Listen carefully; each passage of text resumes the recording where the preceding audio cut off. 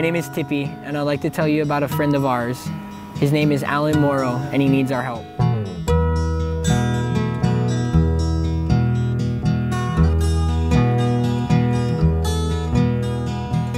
For a real long time, we weren't sure what was wrong with Alan. It was about 6 months process before we got him to go to the emergency room. And in that 6 months, we tried to get him to go to emergency rooms to find out what the problems were. First it was strep throat, then it was pains in his bladder, and then it was headaches for about 6 months, and it was headaches for about 4 weeks. And then it was like, Alan, it's more than a headache. You gotta explain yourself. Like from the beginning, it was like. So eventually he sat down, took the blood pressure, thermometer, weight, and the nurse was like, you had this headache for 4 weeks. You had these bladder problems for this long. Like you could see it in her eyes. She started getting like, okay, there might be something more going on here than just a migraine and Tylenol that you need. So they took blood tests, they did a heart test, and they put him under a CAT scan. And as soon as those CAT scans came back, he was rushed to a room where 10 doctors came in, poked and prodded, and filled him up with steroids. And we're like, what's going on? What's happening? And at that time, they were taking his clothes off, and every muscle in his body was shaking. After they stabilized him, we're like, what happened? They said they found that there was a lot of pressure in his brain, and we had to give him steroids to relieve that pressure. We don't know what's the pressure from, but we have to do an MRI. So that night, on the 9th, they did an MRI at 12 o'clock and said the doctors are going to look at it the next day and evaluate what was going on. And it was about 2 days after the doctors came to us and gave us the information. And it was kind of the big picture at that point of what are we going to do for the next 6 months. And as she told us what he was diagnosed with. I remember days when we were younger. We used to catch opu in the mountain street. Round the Corlau hills we'd ride on horseback. So long ago it seems it was a dream. Last night I dreamt I was returning, and my heart called out to you. But I fear you won't be like I left you. Ke aloha ku meu kahalu. I remember days when we were wiser. If I were to describe Alan in one word, it would be persevering. Honest. Deep. Best friend. Wanderlust. 3 words. Best cousin ever. I can't do one word. I definitely say best cousin ever. I have like 4 or 5 cousins that I know, and I get along with Alan better than anybody. He's more of like a best friend and a brother to me. So yeah, I'm really glad I could be here and support him and just hang out. Can't wait to come back.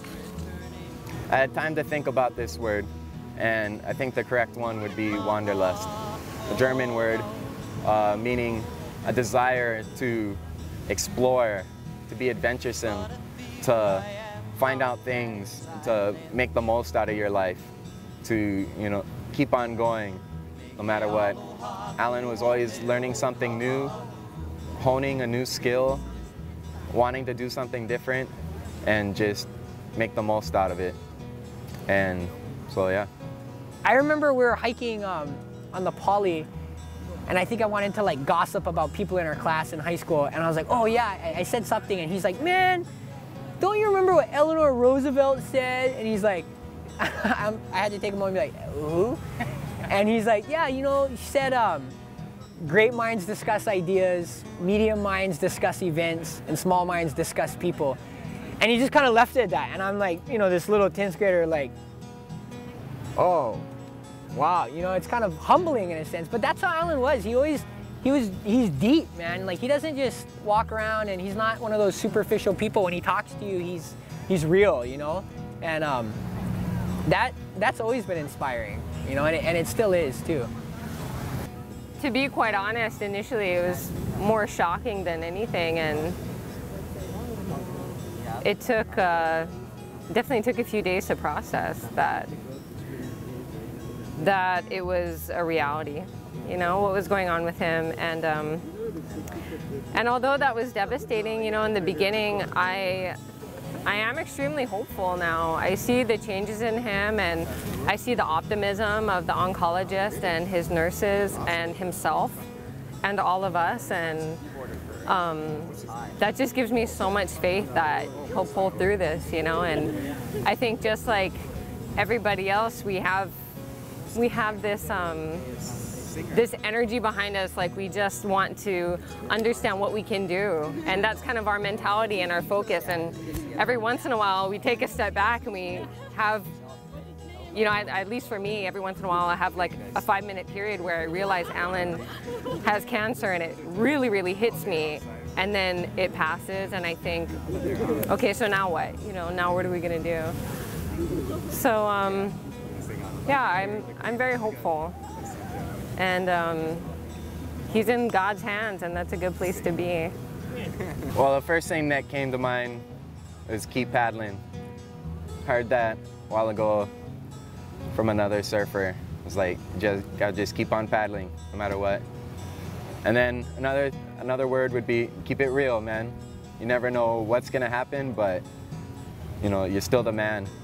And this is just another challenge on the road, and another story in the book, and there'll be many more to come.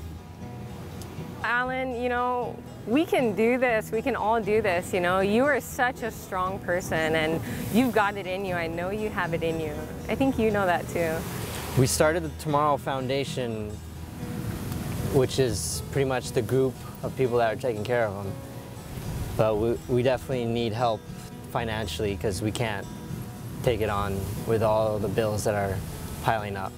So we're asking help from everyone, friends, family, and anyone that knows Alan, and to spread the word about, just ask family. I need help helping a friend.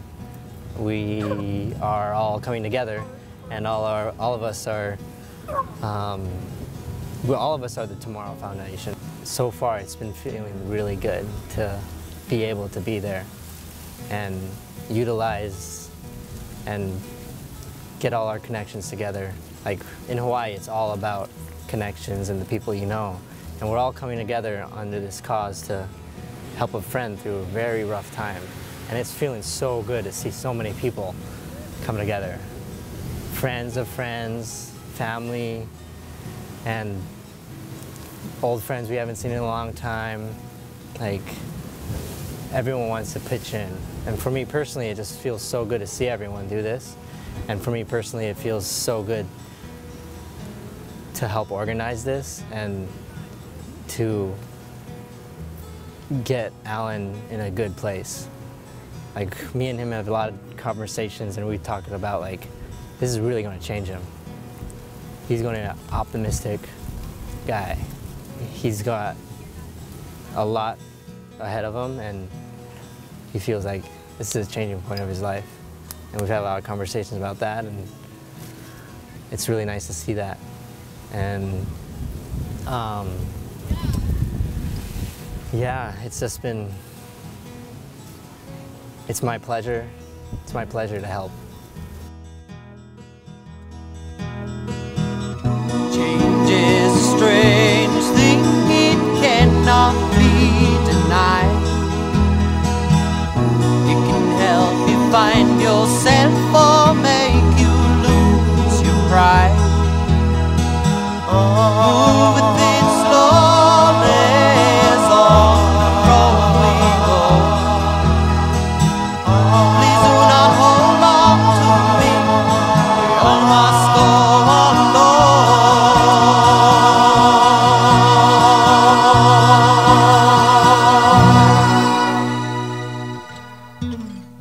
I remember days when we were smiling,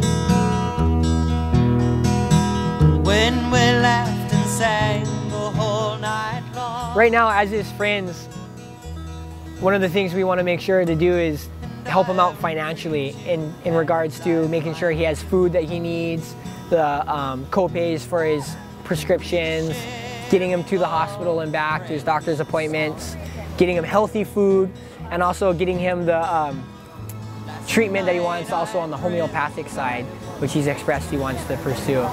You can support Alan Morrow by going to facebook.com/TheTomorrowFoundation. Or you can go to the website where we're raising money for donations, and the link is on the Facebook page at the bottom. Or put money in a brown paper bag and leave it in the mailbox at 1347A 13th Avenue. Please mark it for Alan Morrow and nobody else. Thank you. Ke aloha ku home o ka halu. Me ke aloha ku home o ka halu.